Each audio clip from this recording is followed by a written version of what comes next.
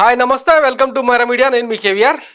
తిరుమల లడ్డూ వివాదం ఇక అటు తిరిగి సుప్రీంకోర్టు చేరింది. సుప్రీంకోర్టు కూడా ఇప్పుడు ఏదైతే ఎంక్వైరీ చేస్తుందో ఆ సిట్టును పక్కన పెట్టి సిబిఐ ఆధ్వర్యంలో ఒక దర్యాప్తు బృందాన్ని ఏర్పాటు చేయాలని చెప్పి ఆదేశించినా కూడా ఇక ఈ కూటమి లీలలు, డ్రామాలు, స్టంట్లు, పిఆర్ ఇవన్నీ ఆగట్లేదు. ఇక చంద్రబాబు గారి కంటే, డిప్యూటీ సీఎం పవన్ కళ్యాణ్ గారి కంటే మన ఆంధ్రజ్యోతి రాధాకృష్ణ గారి బాధ వర్ణాతీతం అనమాట. ఆయన కడుపు మంట మామూలుగా లేదన్నట్టు.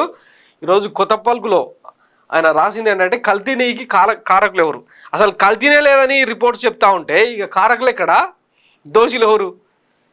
అసలు ఈ వివాదాన్ని తెర మీదకి తీసుకొచ్చి దేశం మొత్తాన్ని భ్రష్టు పట్టించిన దిక్కుమాల గ్యాంగ్ మీది. అయినా కానీ కల్తీ నెయ్యి ఎవరు, దానికి కారకులు ఎవరు అని చెప్పి ఈయన రాసుకోవాలి. దీన్ని పచ్చ మూక మొత్తం చదువుకోవాలి. ఇక వాళ్ళు పెంట చేయాలి. అసలు ఆయన ఏం రాసిందో ఒకసారి చూద్దాం. ఆంధ్రప్రదేశ్లో జగన్మోహన్ రెడ్డి అధికారంలో ఉన్నంత వరకు ఆయన పార్టీకి చెందిన కొంతమంది కాలకేయుల వలె చెలరేగిపోతూ వీరు అన్న తేడా లేకుండా ఇళ్లలోని ఆడవాళ్ళను కూడా వదలకుండా శీలహననానికి పాల్పడేవారు. ఇప్పుడు ఈ సంస్కృతి తెలంగాణకు వ్యాపించింది. తెలంగాణ గురించి ఇంకా నీ వద్దులే, నీ జోలి తెలంగాణ ఎవరైనా లేరు కానీ నీ ఆంధ్రాలో రాసుకో. తిరుపతి లడ్డు వివాదంపై సుప్రీంకోర్టు ధర్మాసనం గత వారం చేసిన వ్యాఖ్యలతో జగన్ అండ్ కో ఆనందపడిపోయారు. ఇంతలోనే ఈ వ్యవహారంపై దర్యాప్తుకు స్వతంత్ర కమిటీ ఏర్పాటు చేస్తున్నట్టు ధర్మాసనం ప్రకటించడంతో వారి సంతోషం ఆవిరైంది. కల్తీనే జరగనప్పుడు సిట్ అవసరం లేదు, గిట్ అవసరం లేదని జగన్మోహన్ రెడ్డి వ్యాఖ్యానించడం ఆయన వైఖరికి అద్దం పడుతుంది. సెన్సుండే రాసిండా ఇది? ఒకసారి ఆలోచించండి. డే 1 రోజు అంటే లడ్డు కల్తీ వివాదానికి సంబంధించి ఎప్పుడైతే సెప్టెంబర్ 18న మనది గ్రేట్ విజనరీ బాబు గారు స్టేట్మెంట్ ఇచ్చారో ఒక 2-3 రోజుల తర్వాత మొత్తం ఎరాడికేట్ అయిపోతుంది వైసీపీ. ఇక జగన్కు రాజకీయ జీవితం గల్లంతు అనే స్థితి నుంచి ఆయన తెర మీదకి వచ్చి ప్రెస్ మీట్ పెట్టినప్పుడే ఏం చెప్పిండో ఒకసారి గుర్తు చేసుకోండి.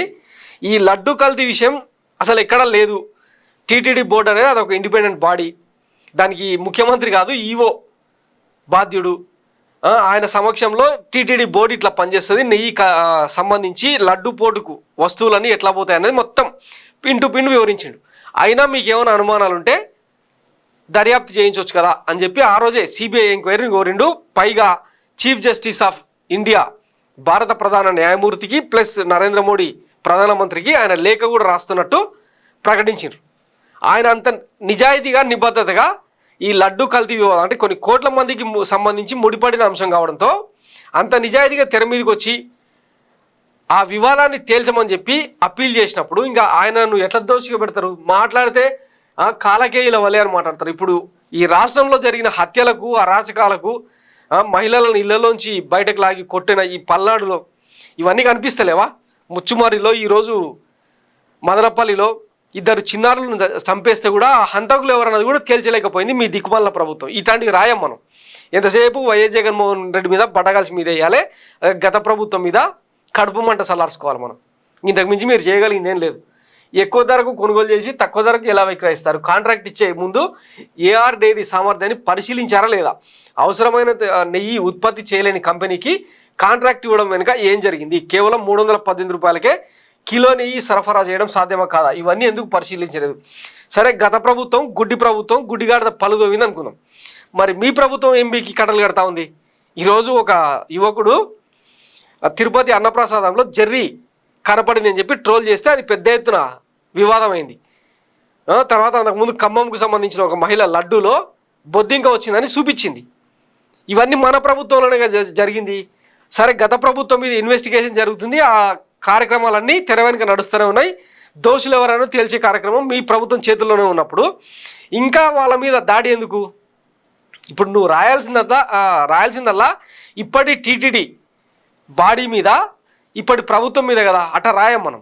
ఎంతసేపు చంద్రబాబును డిఫెండ్ చేయాలి, గత పాలకుల మీద బడగలిసి మీద వేయాలి. ఇది మన వైఖరి.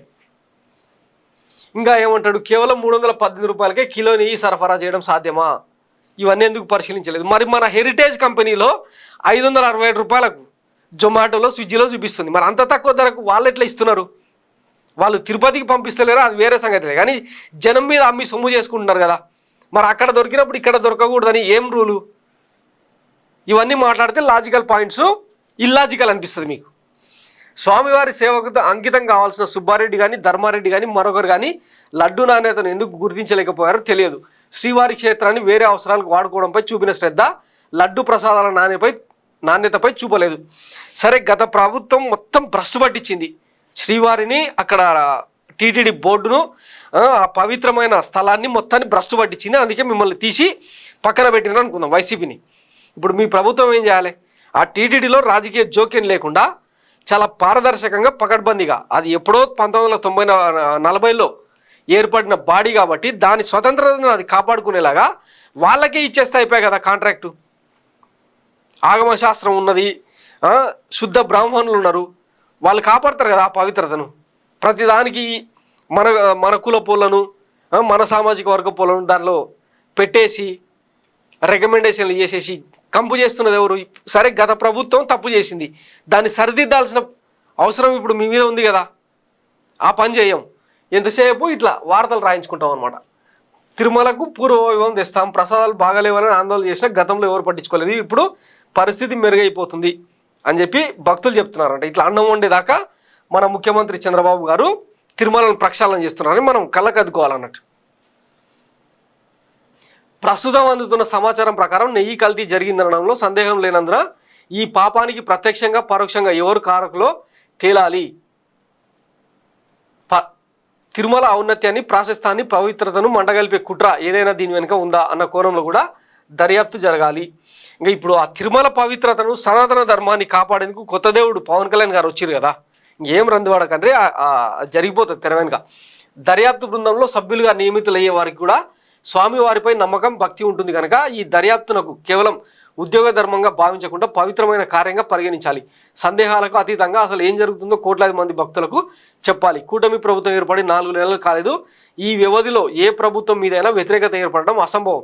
అధికారానికి దూరమైన జగన్లో ఓపిక నశించి ఉండొచ్చు, కానీ ప్రజల్లో ఇంత త్వరగా ఓపిక అంతరించిపోదు. ఇక్కడ ఈయన ఏం చెప్తున్నాడు? తీయటి పలుకులు. ఆదివారం రోజు ఈ వ్యవధిలో ఏ ప్రభుత్వం మీదైనా వ్యతిరేకత ఏర్పడడం అసంభవం అట. ఎందుకు అసంభవం? మీరు కొండ మీద కోతిని తెచ్చిస్తామని తెచ్చి చేతిలో పెడతామని చెప్పి హామీలు ఇచ్చారు. సూపర్ 6 పేరుతో, షణ్ముగ వ్యూహం పేరుతో లేనివన్నీ చెప్పి అధికారంలోకి వచ్చారు. అవి అమలు చేయకపోవడం వల్ల వ్యతిరేకత వస్తుంది.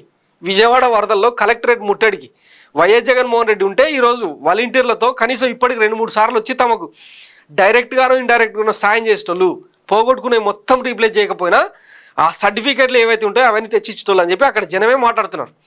ఇది మీరు మూటగట్టుకున్న అప్రతిష్ట, ఇది మీరు మూటగట్టుకున్న ప్రజా వ్యతిరేకత. మనం టూర్లు వేసినాం కదా ఆ నీళ్ళల్లో, బోట్లలో, డోజర్లలో షో చేసి డ్రామాలు నడిపించి మనం పత్రికలలో కథనాలు వేసుకున్నాం. అందుకు వ్యతిరేకత. మనం షో చేసిన దాంట్లో 10% ఫోకస్ చేసి ఉంటే ఆ బుడమేరు ముంపు జరిగేది కాదు మన పవర్ ప్లాంట్ కారణంగా. మనం తప్పులు చేసి ప్రజల మీద ఏడిస్తే ఎట్లా కుదురుతుంది? సో ఈయన కొత్త పలుకును అక్షరం అగ్గితో అడగొచ్చు, పెద్ద విషయం కాదు, కానీ ఇక అంత టైం లేదు మనకు. సో ఇట్లాంటి చెత్త పలుకులను రాసి ఇక వాళ్ళ తీట తీర్చుకుంటుంటారు, కడుపు మంట చల్లార్చుకుంటారు. ఇవన్నీ పట్టించుకోవాల్సిన అవసరం లేదనేది మా వర్షన్. థ్యాంక్స్ ఫర్ వాచింగ్ మారా మీడియా. నేను మీ కేవీఆర్. Thank you.